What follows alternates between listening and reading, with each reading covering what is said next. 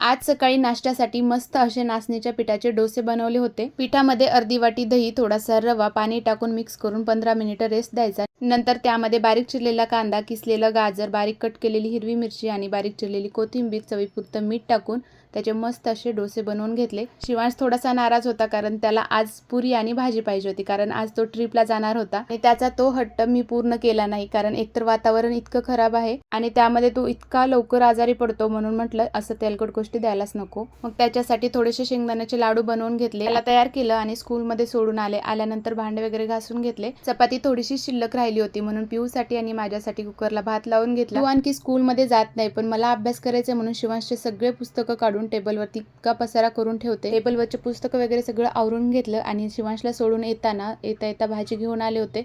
आता हे सगळ्यात कंटाळवाणं काम म्हणजे ह्या पालेभाज्या निवडणं, पण काय करणार, कितीही कंटाळा आला तरी आपल्यालाच ते करायचं आहे, म्हणून पटकन सगळ्या भाज्या निवडून ठेवल्या. चला तर मग मंडळी, भेटूया नेक्स्ट व्हिडिओमध्ये. तोपर्यंत बाय बाय.